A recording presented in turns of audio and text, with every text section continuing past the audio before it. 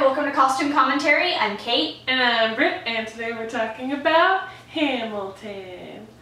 I freaking love Hamilton. Listen to it essentially every day and have for months. So overall, I super love the costumes. It's like one of my favorite things that's happened in recent years, just the existence of Hamilton. They did a really good job of translating historical clothing into a modern musical with updating it so that way there were looser pants so that the way the guys could dance. The men wore riding boots, that way they could actually dance around instead of like having to wear really historically accurate heeled boots. When you're trying to describe it to people as a hip-hop musical about founding father Alexander Hamilton, it comes across as a hard sell until you listen to it, and then it's like the best thing ever. I avoided it for a long time, and then you showed me Satisfied. I basically forced her to listen to it because we were in my car. So the costumes are amazing. I was reading interviews with the costume designer, which this actually won a Tony for Best Costume Design, so you know it's good. Yes! And they decided that they wanted it to be relatively period accurate from the shoulders down, and then from the neck up. Besides one super awesome character, yes, it would be sort of modern, and they would just do their hair and makeup how they normally would, and I really love that. I think it puts you in your place that you need to be in order to understand the context, but also it makes these characters so much more relatable. You're not having to laugh at the powdered wigs and the weird makeup, and you can just be like, okay, I'm in it. There are times when too much historical accuracy can actually be distracting, and I think in a musical that's one time when it really would. You kind of want to, I don't want to say dumb things down, but you want to simplify them so that way it doesn't overpower what's actually going on. Which is why it's great that the one character who does have those things is really ridiculous. So kill your friends and family to remind you of his love. No, we're not talking about Harley Quinn and the Joker. We, of course, are talking about King George III. He's precious. He is definitely the most historically accurate character as far as costuming goes. They literally took a famous painting of King George III and replicated it. And the crown is like the proper size that it would have been, aka ridiculous. And he's just the most flamboyant, hilarious character in the entire play. And all of his parts are my favorite. So good. Another really amazing aspect that I loved that's on the other side where it's not super historically accurate but works really well is the chorus. They're the color of parchment a lot of the time. They're dynamic and interesting and have detail without being distracting from the main characters, and it's mostly the color. A lot of the main characters have very specific colors that they wear in order to deviate them from the chorus, and it works so well. They're also just so talented. And it also really goes along with the fact that the majority of their costumes are the color of parchment. It goes along with the last song, Tell Your Story. Yeah. And it's really, the chorus's job is to go along and tell the story with the rest of the play. One thing that is actually probably the most historically inaccurate thing in the entire play is during the battle songs, especially like Yorktown, where they all are wearing the same uniform. It sounds kind of contradictory, but that's not actually what would have been happening at all. At this point, we were broke. This was something that we talked to the reenactors about when we went to Fort MacArthur days, was at one point they were taking the waistcoats and jackets off of enemies that they killed because they didn't have any.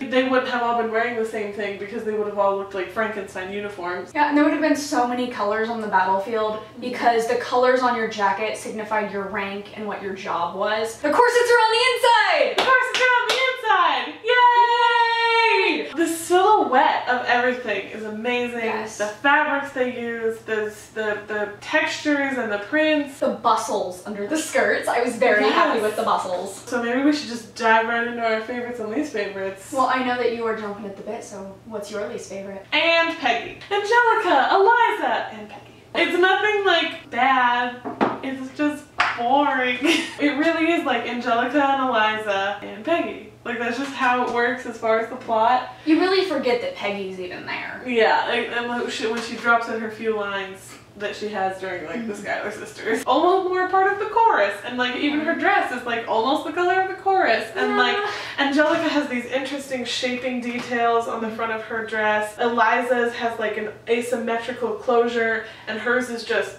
square neckline, center front closure, like, could not have been more plain. If I'm having to pick one, that is my least favorite. It is very hard to pick one from this. Yeah, because they're all so good. So which one is your least favorite? My least favorite is my least favorite just because I don't like it.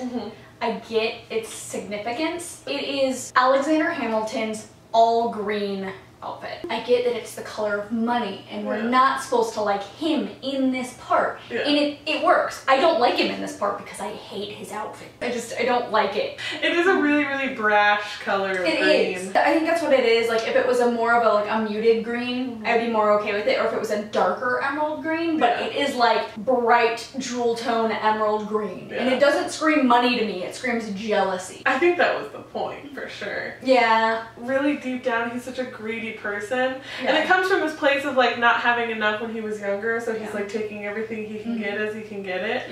But like he wants a legacy and he wants to do all these things and he wants to leave a mark on the government and he wants to do this and do this and do this and he writes like he's running out of time and like he wants all of these things, you know. Eliza should have been enough for you, jerk. In better news, which one was your favorite?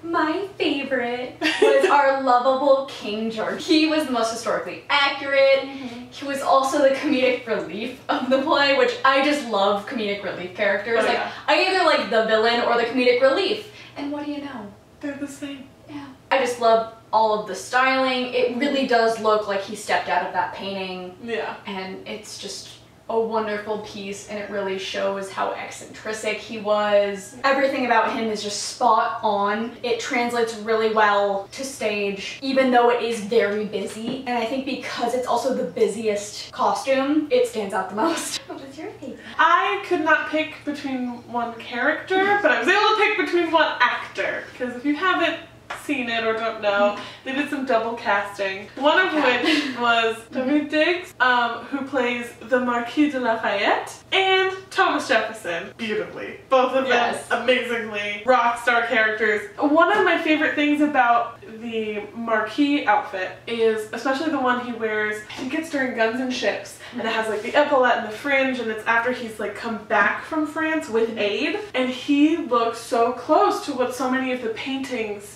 put him in. And I was not expecting that. I was expecting to look at this costume and then go find a historical reference and be like, oh, this is so off. And I was like, they got it pretty close. Yeah. And he just looks so cool. I don't know what it is. I think it's just that actor himself. He makes anything he's in look cool, except for the jacket he wore to the Tonys. Love you though. The other outfit that is also my favorite, Thomas Jefferson, that's not historically accurate at all, but it's so awesome. He's such an antagonistic character in that role as Thomas Jefferson, because Thomas Jefferson and Alexander Hamilton were not friends. I remember reading an interview with the costume designer where he was saying, you know, Thomas Jefferson was widely regarded as a very grounded man, and so we were thinking of doing, you know, more neutral colors, and then he stepped into this character and played him this way, and they were like, we gotta go full Prince. It's gorgeous. It looks so good on him. It adds so much to this character, especially just the cabinet battle scenes. He looks very formidable and also flamboyant and just very eccentric and so much personality. If you haven't listened to Hamilton, why? Yeah, it's everywhere right now. How have you not? Listen to Hamilton. Look up the costumes. They're amazing. They won a Tony. They won a Tony. Excellent use of color, excellent use of fabrics, especially on the girls. Overall, we love it. We cry every day. I listen to this every day and just cry.